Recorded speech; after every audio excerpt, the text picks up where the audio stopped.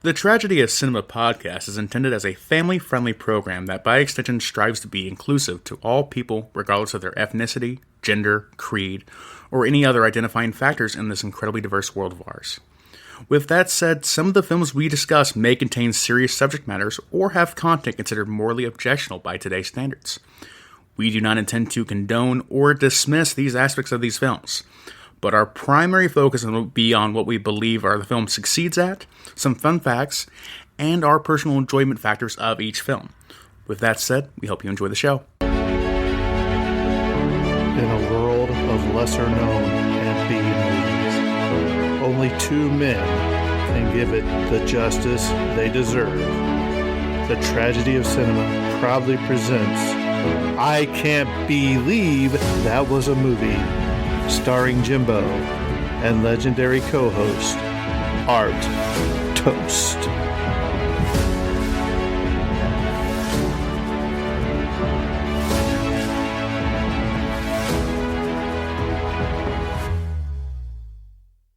All right, guys, welcome back to the Tragedy of Cinema podcast, the I Can't Believe That Was a Movie series. I'm your host, Jimbo, and I'm joined once again by Art Toast. Art Toast.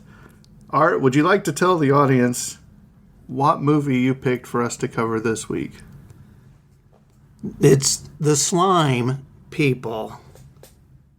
A must watch. A must. No, I don't think it's a must watch. I think you're sadly mistaken. Did you watch it? Well, you made me watch it, so... And? Well, we'll get into this later. Yes, we will. So, before we start talking about this movie, Dad, give us a quick synopsis of this movie. It's about these slime people coming out of the sewers. And they go around killing people. They've built a wall, Out of mist. This fog thing, and it builds a solid wall out of this mist that they can't penetrate. But yeah, somehow the guy makes his airplane into it. Well, it tells why later on. Do you know why they're building the dome? Yeah, so they can come out and live. They can get the dew point to the same as underground, so they can be above ground as well as below ground. So, Dad, without any further ado, go ahead and take it away. The Slime People, back from 1963, which I was telling Jimbo before this. If you recall the Crawling Hand, that also come out in 63. And I remember seeing both of those. Whether at the same time or not, I don't know. It could have been because back in the day you would get two movies for the price of one. And they come out at the same time. Well, you didn't live too far from that drive-in, too. Was it always there? No. That was for the drive-in was ever put into the Tibbs. Oh. But we'd go up there about every weekend at the neighborhood theater and watch movies up there. It had a budget of $56,000, which was down from the Attack of the Crab Monsters, which is $70,000. Which was, what, 5 years before this? No, they come out the same year. No, not the Crab People. Crab People came out in 57. No. I'm thinking of stupid Crawling Hand. I think it was 56 or 57. 57. And so the director of this was Robert Hutton, and it was directed by Robert Hutton. Producer was Joseph F. Robertson, and we'll get into the cast here. It's a small cast in this one here, because most people come victims of the Slime People. Robert Hutton played Tom Gregory. Les Tremayne played Norman Tolliver. Robert Burton played Professor Galbraith. Susan Hart played Lisa Galbraith. I ain't getting into the movies they was in, but she was in Dr. Goldfoot and the Bikini Machine. That sounds like a B movie, doesn't it? William Boyce played Cal Johnson. He was in a 1999 movie called Cafe Purgatory. Have you ever heard of that one? No. And Judy Morton played Bonnie Garworth, and she played in a 1963 movie, The Great Adventure. The other movies was that Robert Hutton was in They Came From Beyond Space in 1967, and Les Draymond played in The War of the Worlds in 1953. You seen that? I have. I That's believe a we good covered it on the podcast. Robert Burton was in The Big Heat in 1953. And so that concludes your cast. I have a question. Do you have the name of the goat in the cast list? Was there a name of the goat? No. How unfortunate. He deserved a fine credit. Why was that even in this movie? It was the most ridiculous part of this movie. Well, one of the most ridiculous parts. So a little of the technical details. The runtime is a 76 minutes. The sound mix is mono. The color info is another black and white film. Aspect ratio is 1.33 to 1. Negative format is 35 millimeters. The process is spherical. And the printed format is 35 millimeters. So, Dad, since you picked this movie, I'm letting you take the lead. Go ahead. I don't need that. I just threw it over there. Well, you're making a mess. It's my house. Well, straighten up. So, Dad, I will say before you take over, we start off with jazz music. It's a very interesting score for the beginning of this movie. But see, the budget, it's all about budget of what you can do with what you're given to work with. And so, the slime people. Dun, dun, dun. Now, I got a question for Jimbo. Which one was your favorite slime person? They all look alike. So that's your answer? Why? Is there a different... Probably the one that comes up out of the studio parking lot like spaceship doors opening up from the ground and comes up with a spear. At the beginning? Yeah. Well, and there's your beginning, ladies and gentlemen. No, it's not. That one doesn't come out until Well, the studio. We're at the studio. Well, They're all I'm trapped talking in the about the studio. credits time. Oh, you want me to know? I don't. They all look the same there. They all come out of the sewer. No, Well, yes. some of them are already walking around. Anyhow, slime people. This thing opens up and you see this street, I guess, and you see these doors swing open, and this slime person comes out with this big old spear in his hand.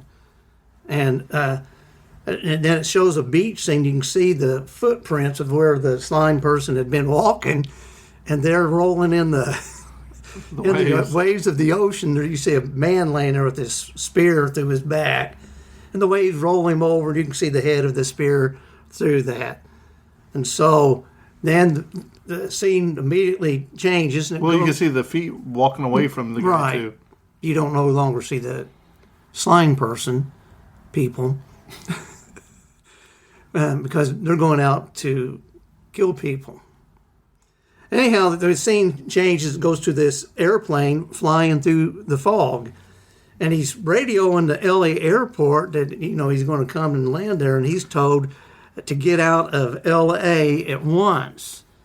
And so he's flying, and as he travels down close toward the ocean, then he lands at a small airport somewhere. It looks like a ghost town of airplanes there. When he lands. It had been on the outskirts there, I would assume.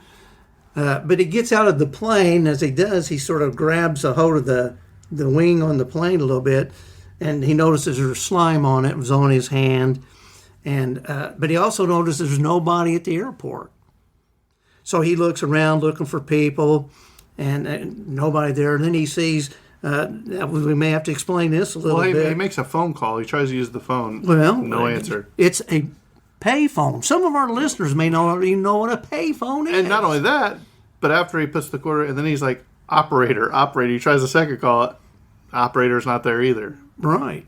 And so back in the day, they had booths you could get in and deposit a dime, quarter, whatever the price was, and you can make a phone call. Them things are obsolete due to technology. Let's go ahead and insert this story here of when you were at the drive-in theater with your mom and sister, and somehow you went to go away and got That lost. was.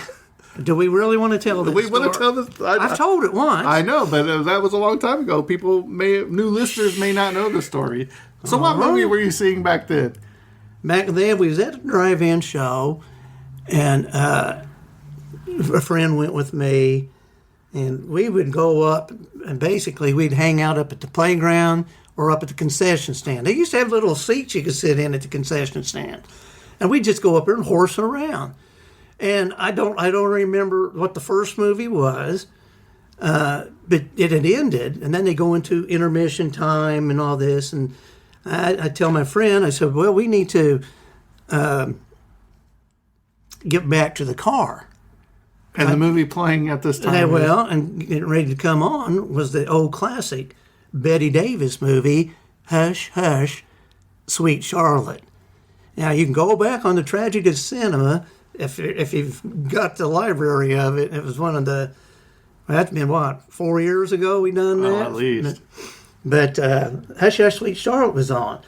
And so we started walking up and down the aisle of the cars. Back there, there's all gravel, and they had the speakers you hang on your window. And we couldn't find the car. So we went over another aisle, and we walked back down through there and couldn't find it. And we went another aisle, walked there, couldn't find it. And we happened to look up at the movie screen, and all of a sudden, in Hush, Hush, Sweet Charlotte, you see this axe coming down and cuts this guy's hand off, and then she cuts his head off. So what are we going to do? And so we headed back up toward the thing, said, my dad was working nights, and I had phone calls back then was 10 cents. And so I got down into my pocket and got a dime out and dropped it into all them rocks. We never could find the dime. And so we're walking back and forth, and we went and got back up there to the concession stand, and my sister come walking up there, and she said, "What are you guys doing? You guys walked by us 3 times." So that's my story of a payphone. That you didn't even get to use. Who were you going to call? Well, I was going to call Dad. But you said he was working nights. Right. You were going to call him at work? No. Well, here's the beauty of it. I wouldn't know his work number anyhow. We was probably only about 8 or 9, I guess.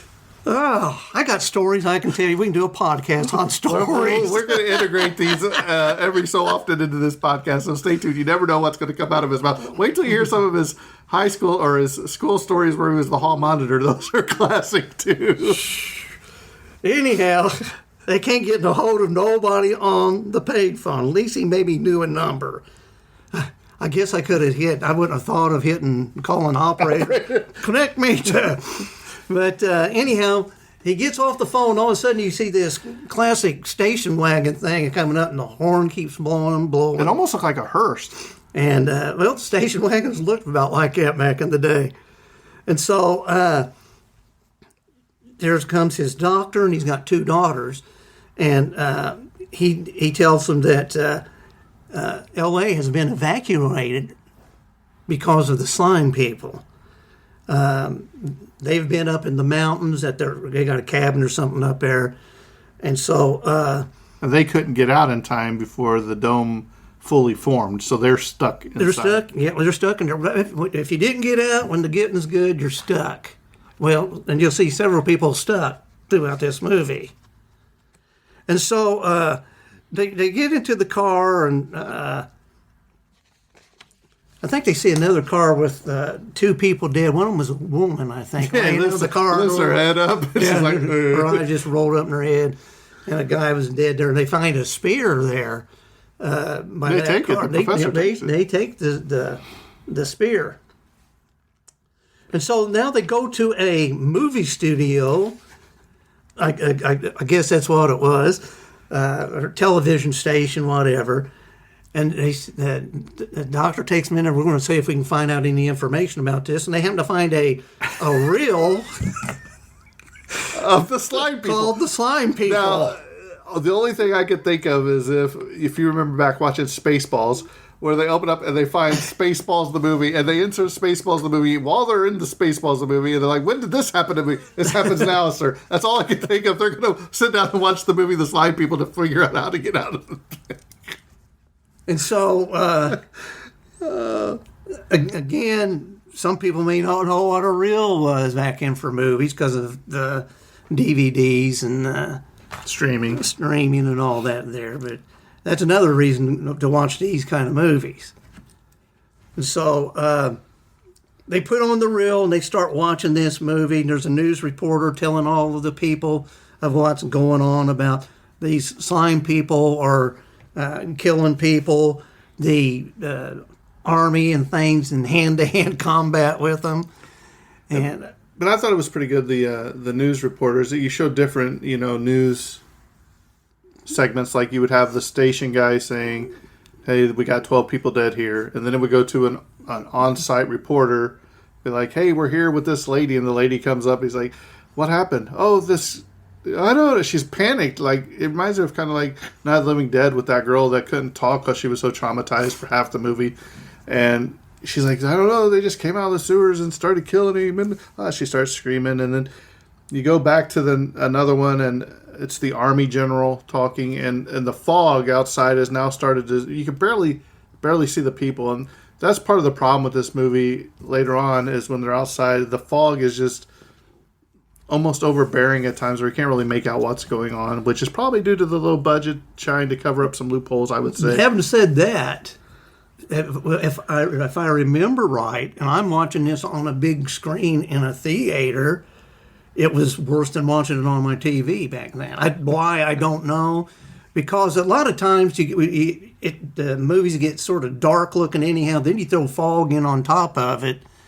It's a little bit excessive, I guess. But I think it was worse when I watched it in person at a theater. Well, and then this is where you find out that the one guy is, and this is just something I don't understand either, is the one guy is reporting, and he looks over, and the guy's frozen in The wall.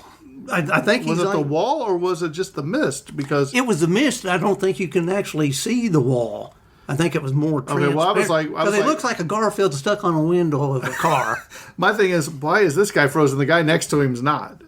But unless that is the exact point where the wall was going up to form the thing. That And makes sense. he may have got caught in the dome part. Well, that's what I'm saying. But I just didn't understand. That's worth 1 star right there.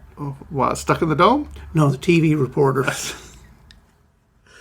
Anyhow, as they're talking, giving these reports on the television, they're telling people to stay indoors. The fog has created a wall around the city. You cannot get out, and the army and them cannot get in.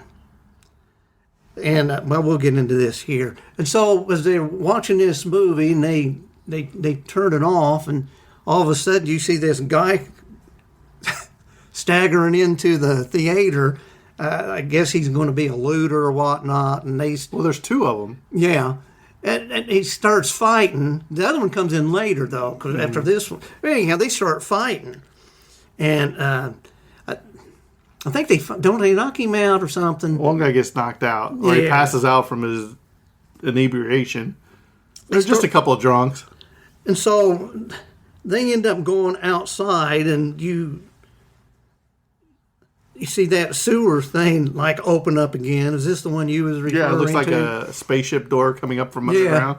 And you see his slime man come walking out, and he's got his spear. They don't leave home without him. It's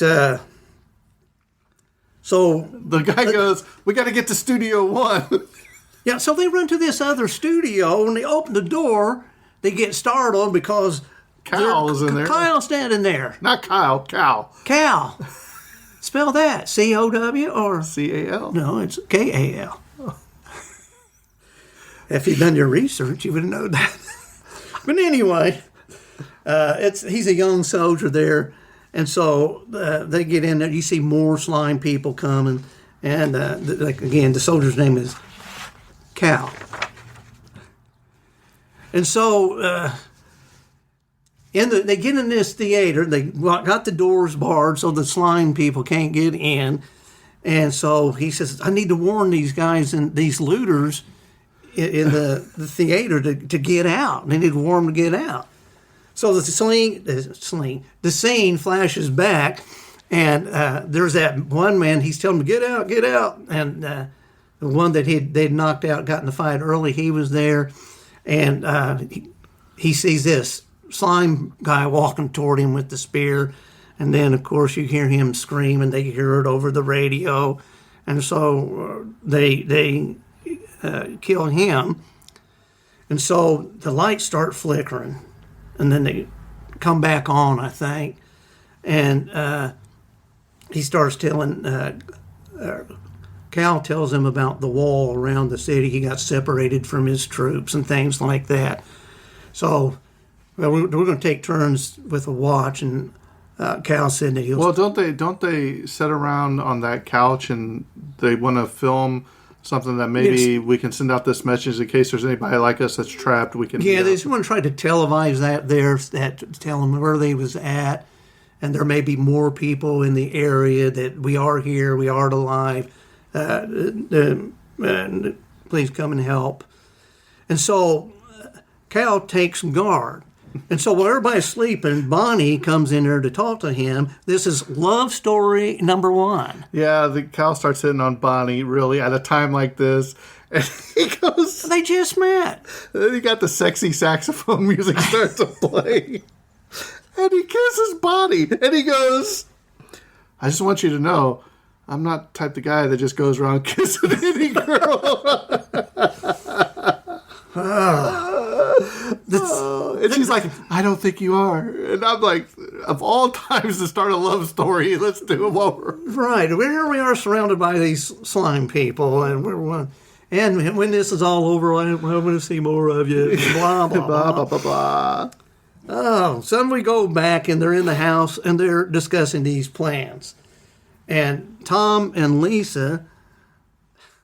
Second love story. This love story number 2. The professor was in the kitchen. I think this is back to their cabin they went to because they was making themselves at home. And he goes in another room to check on something. She's up on there getting something out of a cabinet, and he goes, helps her down. Next thing you know, they're kissing. When so many things and so much to do, and I guess it removes the fear. So, but I think this is where also the professor discussed with Tom and Lisa that the monsters are trying to bring back down the dew point down to the temperatures of underground so they can roam up on top like they do in the sewers too. So that's a part of the thing that they want to integrate in there so you know what's going on. But again, you'll find out what's going on. It's back to this underground bomb nuclear test. And that's why they've always been there, I assume, and they can come up because they can't live down there no more. So they're going to have to come to the surface, create their own atmosphere and a place where they can stay. And why couldn't they just make a mist wall down there? I have no idea. Then we wouldn't have a story. We wouldn't be sitting here telling this. You wouldn't have watched this 2 times. But anyway. At least 2. And so they decided, we're going to need supplies. Let's go on a little looting spree ourselves. And they're like, let's split up. Well, they pull in, and this is where that one guy, what is his name, Tolliver? And his goat. They see him walking through there, and they stop talking to this guy. And this is totally This is just Tom and Lisa, right? Yeah. The others are going out to look for the wall, I think, because they run into each other here in a few minutes. Well, no, they split up, and they're going this way and they're going this way. And Cal hops out and says, look, we were going to go try to loot at this place, but it's already being overrun by people being looted, so we had to leave.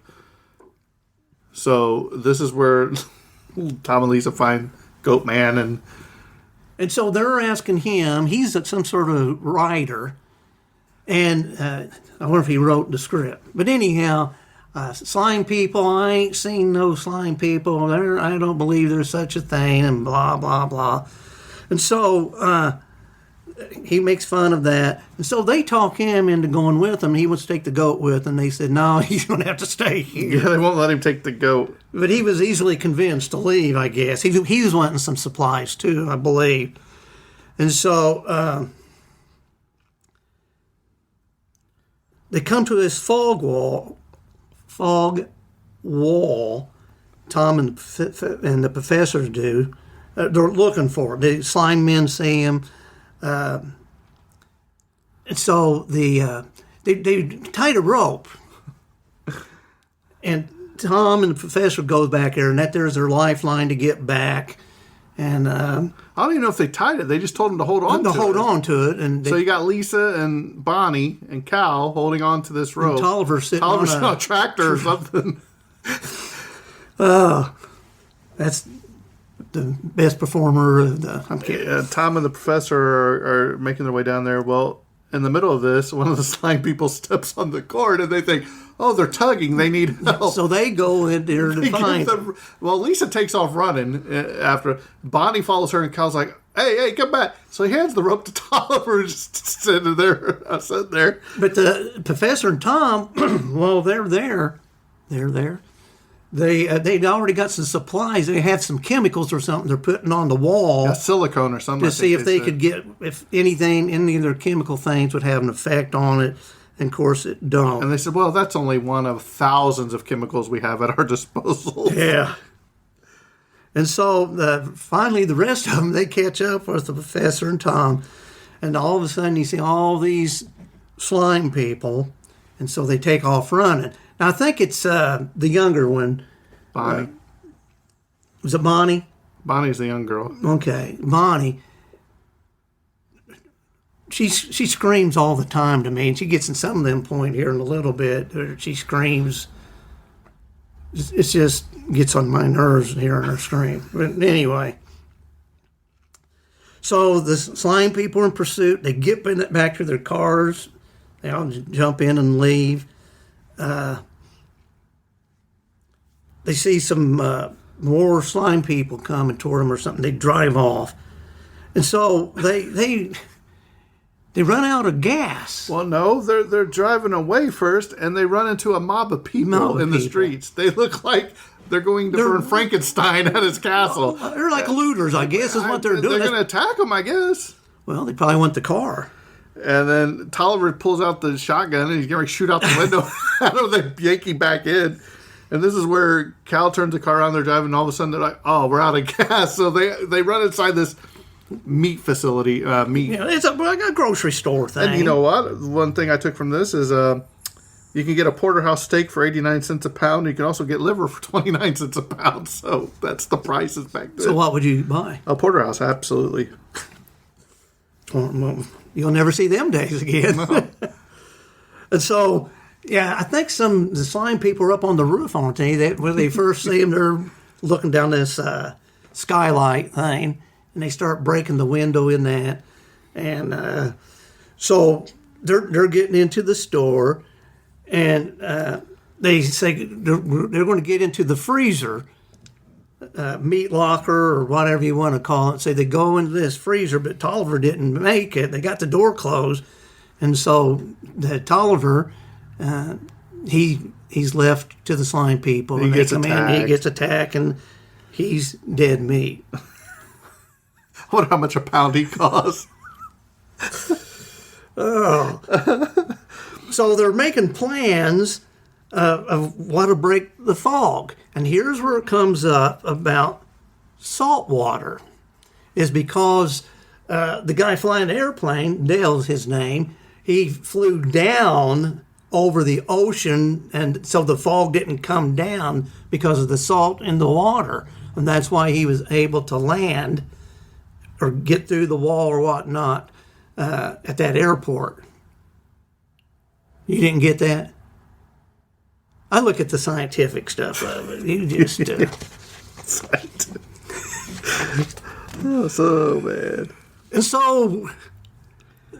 Doesn't Bonnie and Lisa go out to the car at this point or something? No, I think Cal and Bonnie. Cal and leaves. Bonnie. They're going to go. Why? I I didn't catch why they went out to the car. And here comes Tom out following him with a gun. He's like, "Where'd they go? They've only been outside for a But minute." when they leave, Cal is walking ahead of him, and this slime person's in a dumpster, and he grabs Bonnie.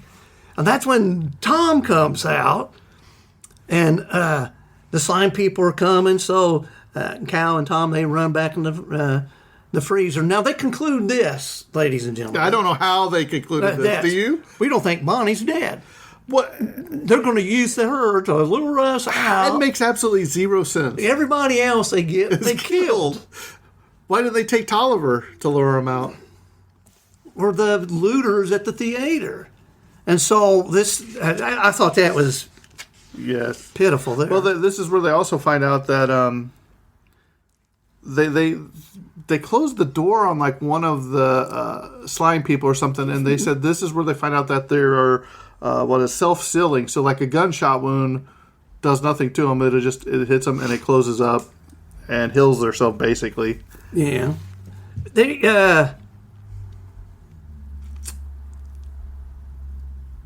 I'm trying to think. Did they put salt on the finger or whatever they got caught in the door or not? That's why you keep your hands away from car doors. I don't remember. Well, anyway, that's not here nor there. But I want to tell you another story. Sidetrack real quick here. My grandma and grandpa used to live down the street from us, and they would have them little slugs, like a snail? A snail without a shell. And we used to go out, because they didn't want them around their house, and we'd go in there and get table salt and pour on them. Them things would just start melting. That would be a good science project for science fair. So now we know my dad used to torture animals as well as getting lost in drive-in theaters. I'm melting. That's another podcast. What would the slugs do anything to eat their plants or something or what? Well, they do and will, but they leave a slimy trail. I'm going to chase a rabbit here, but there's an episode that's sort of like that. It's in a Night Gallery episode where a guy's challenged to stay in a haunted house. If he stays in there, he gets paid $10,000. I won't go no further, but it's got something to do with that. He scares him to death, but he says, because when he was asleep, I injected you with this, and your bones will become jelly, and you'll turn into a slug. And he sees where somebody else supposedly, and you see slime marks going down the hallway. Did he win the $10,000? You want me to spoiler alert? You want me to give a spoiler alert? He falls into a salt pit? No. He says, I'll tell you, spoiler alert. But he said the guy's telling him about this, and he shows him the needle mark and the trail going down to the basement and all this here. And he said, the guy that he made the bet with, he says, you didn't win. And he pulls out a gun and shoots himself, kills himself. And the guy, he's looking at him on this monitor, and he says, no, I won. There was no serum. So he never really injected him? No. So that's their Night Gallery. Whoa. Oh, we're on the slime people. I don't know how you divert from torturing slugs to the Night Gallery. Man, they don't think Bonnie's dead. And Well, so- we're still trying to figure out, how Bonnie, they concluded that. Cal and Tom, they go back out and they find a car. There's somebody dead in it. And it switches over there and you see the slime man dragging Bonnie through the woods. She screams, Daddy, Daddy. Yeah. Daddy. And anyway. And then Cal and Tom get a spear through the tire, right? Yeah, it goes back to that. Yeah. As they're driving off, a spear hits the tire. They get a flat, but they keep on driving. And so He says, go around this light pole or something, and they go around the pole, and then you see him jumping out of the car, and Yeah, the he car's said- still going. abandoned the car. And they get out there, and so He deduces, hey, they must have a a headquarters nearby. How they knew that, I don't know. Well, he was running out of money. The time of this movie, probably. So they're going out looking for Bonnie, I assume, and they see a slime man that attacks Cal. And here we go again. Here, Was it Cal or was it Tom? I think I've got Because this is where they were fighting. Tom and him were fighting. No, they're right? fighting. Tom gets a spear and he sticks it in the back of the slime man.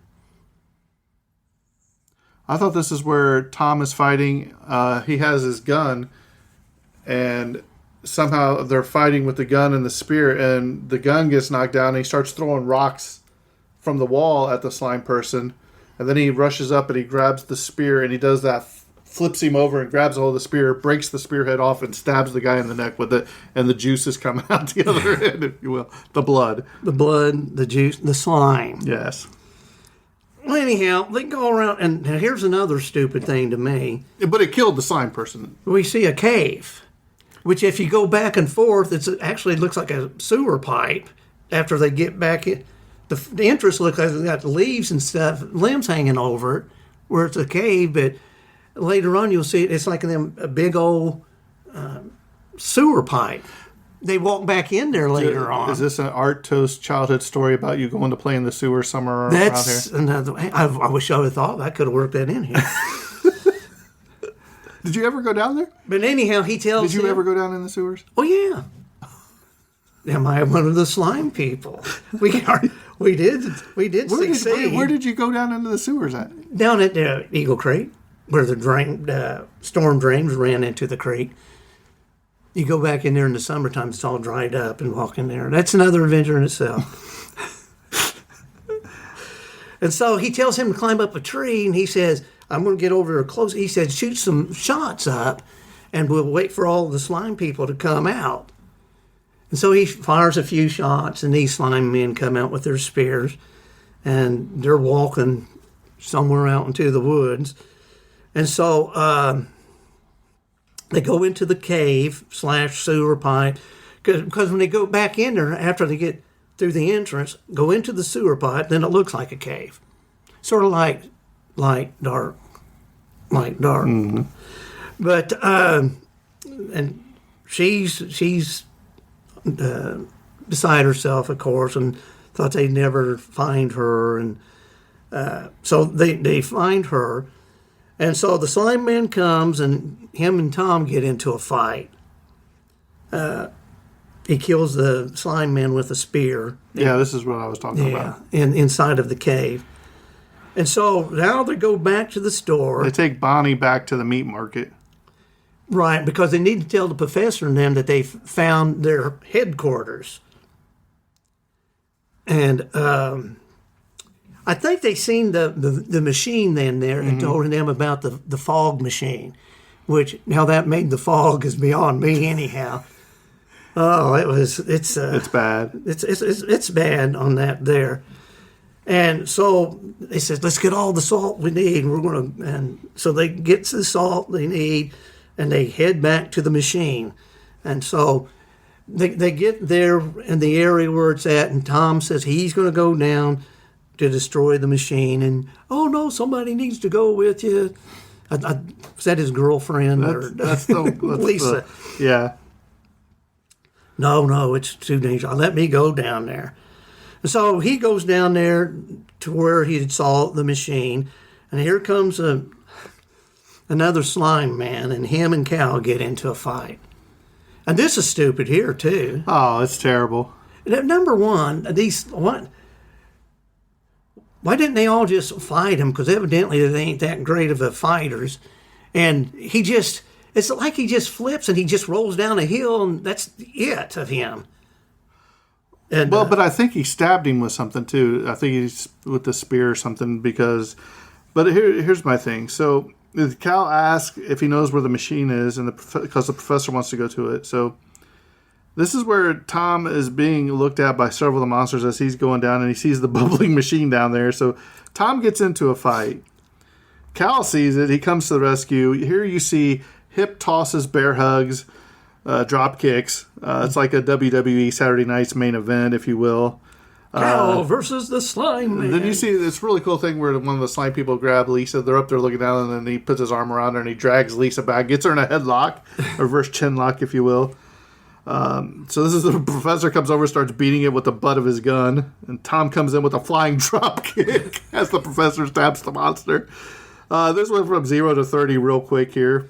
Cal is then surrounded by 3 slime people, and then it comes off the top turnbuckle. Tom comes flying in once again as they're just throwing these people around. So this is where the professor takes the spear and he gives the old Olympic javelin throw. He kills the slime person guy. No, doesn't he throw it right into the machine? No, they get another one down at the machine as they head down there to the machine, and he throws the spear into that, and the fog disappears. You can actually see the movie now. It clears up. You see slime men, people out in the woods there, and they start grabbing their throats, suffocating, falling on the ground, and dying. Yeah, due to the air quality and the dew temperature rising instead of lowering where they can live out on top of the surface. So the slime people die. Now, just for your benefit, it don't say the end right there. Well, no, because now we find out that the dome is gone. You see, as soon as the dome's gone, you see airplanes just coming right on in. You see the army on foot, jeeps, whatever. They're pursuing the monsters. And Lisa says, or I think it's Bonnie says, well, what's the first thing you're going to do? She says, well, I'm going to buy 100 pounds of salt and keep it around the house just in case. And Lisa's like, you don't think they'll come back, do you? The professor says, you never know. And you also don't know what other creatures are lurking underground. This is where the army guy comes up and he says, hey, did you kill the machine or the people? He's like, no, the professor. So they take the professor away for questioning. And this is where you see the 4 lovebirds hop in an army jeep. Just take up an army jeep. And it rises up and it says, the end. Classic. Let me go ahead and go over some of this trivia before we dive into the non-classic that it is. So the producers originally planned to have creatures called voles in this film as well as the slime people. The voles would have been wolf-like animals from underground that have been domesticated by the slime people, but they were left out of the final script. You see them riding around on wolves. That'd be funny. The scenes of devastation supposedly caused by the fight with the slime people shown briefly while the group is driving away from the airport is actually footage of the Santa Monica Mountains shortly after wildfire swept through the area. So they took the photography of that. The scenes in the butcher shop and freezer were filmed in an actual butcher shop owned by the father-in-law of actor Robert Hutton in Lancaster, California. So I'm sure they saved some money there. The 2 bums who appear in the theater are played by Joseph Robertson and Edward Finch Abrams, the film's producer and associate producer, respectively. Blair Robinson, who is one of the scriptwriters, plays Mrs. Steele in the TV news footage. That's the one that was like, oh. According to director Robert Hutton in a 1989 interview, designing and making the slime people costumes consumed over half the film's entire budget. They didn't look too bad, I didn't think. The only film directed by Robert Hutton, who continued acting in England, where he wrote the script for Persecution, starring Alana Turner, because he didn't like cats. In an interview, star director Robert Hutton said that neither he nor the stuntman were ever paid for their work in this film. Richard Arlen was originally considered for the role of Professor Galbraith. Susan Hart didn't have to read for the role of Lisa. She was automatically cast on the basis of her attractive looks alone when she showed up for the casting session. Because of this film's low budget, Susan Hart was given only $35 to buy her own wardrobe. The original trailer was scored with music from The Angry Red Planet from 1959. Have you ever seen that? I have. Is it good? No. If I can remember it, it's okay. This film was featured on one of the original episodes of course, Mystery Science Theater 3000. And yes, last but not least, Professor Galbraith fights off an army of slime people and never loses his hat. All right, Dad. Take it away. All right. I'm going to read some other reviews that I'd seen. One of them said, awful, but fun. Not really. One said bad acting. Very. One said bat, but seen worse, like robot monster. You ever seen? Is that one of the I don't know. We'll have to add it to the list, probably. robot monster? He said that was worse than this. And one said it's a prime candidate for a remake. It could probably be done pretty Better. cool now. Right. Of course, it was such a low budget they had back then too. But they said it'd probably make a good remake. And I read one review that this guy actually, he's a B. He actually gave this 10 stars. What? But in general, this here, the stars was running anywhere from 2 to 4 stars, which I had given this 4 stars. The reason I gave it 4 stars is I don't know what the reason was. You didn't write that down, did you? Well, it was okay. It's again, you've got the I think it's just hard to watch because of all the fog, for one. fog and things. I think I've read in comments there was one of the biggest complaints was the fog. But to me, this here, even though the Attack of the Crab Monsters was a better movie, what really I didn't like about that was them possessing their minds and can communicate like that.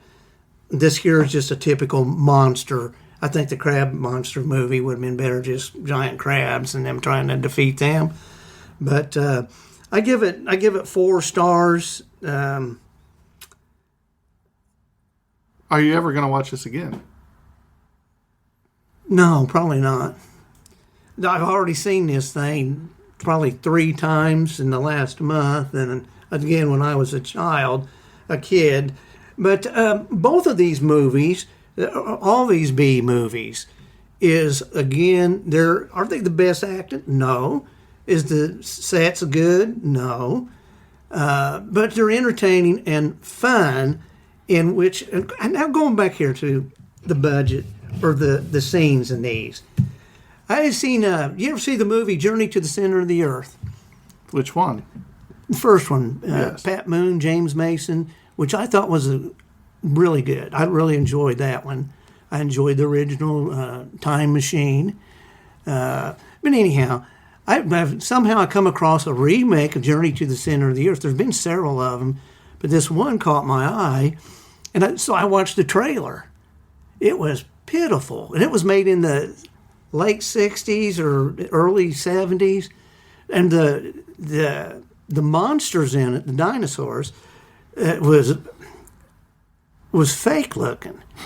And now go back to the original, they done better with their lizard and things like that than they was doing it with these people in a rubber suit. Look better back then than it does now. Now I see a commercial of some, I don't even know what it was, that's out now, I guess. And there was a car chase or something, and somebody jumps on the hood of, and it looked fake because it was, what do I want to call it? Computer generated? Computer generated. And to me, some of that looks as fake as watching some of this, if you understand what I mean. You don't understand what I mean. I understand what you're saying. But some of that looks just as, to me, of course it's clearer, it makes the story flow better, I guess, but it don't look any better than what some of these people had to work with back then. So I gave it 4 stars. Give it a watch for fun. Boy, they are barrels of fun if they want to watch stuff we review. Well, that's the purpose of this, Well, to me, to make them want to. it was hard to watch just from the just the visual of it. How they just happened to stumble into a studio parking lot and find a film reel titled "The Slime People." Who would even put that together? Who would even splice it? It's not like a VHS recording where you can sit there and do that. It was probably something they've used on news reports and things, I would guess. But according to the movie, it hasn't been that long since the wall came up, right?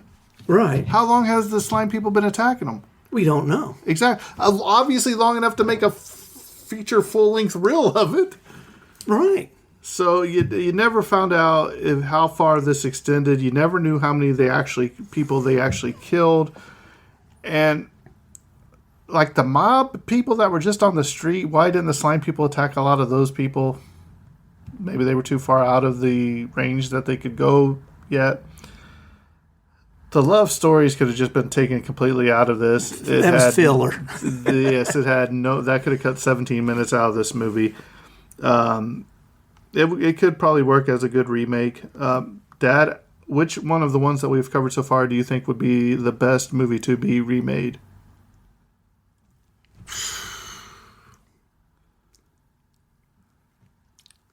Well, I'm thinking about it. I think that the Crab People probably be a good remake. Slime People would probably be one. Crawling Hand? The Crawling Hand could be a good one. But you see more and more now, whether it's at the movies or television, series, streaming, they're going back to the old ones and just redoing them anyhow, because they can't create nothing new. Right. Well, when you got the king of B movies making a 500 movies so fast and furious, That may cause and probably because of this podcast, could cause a new cult following of the B movies. It's good, and maybe we'll have a resurgence of them. But for me, I'm probably going to only give this a 3. I didn't really care for it. The creatures looked pretty cool from what I could see of them through the fog. But they said that they had scales on them. And they're giant and big, and anyway, they're more a regular sized guy. Right. So, for me, just a 3-star. If you have some time on your hand on a rainy Saturday, maybe watch this movie. But to me, it just doesn't hold up. It's just really ridiculous. Was it better than the Aztec Mummy versus the Robot?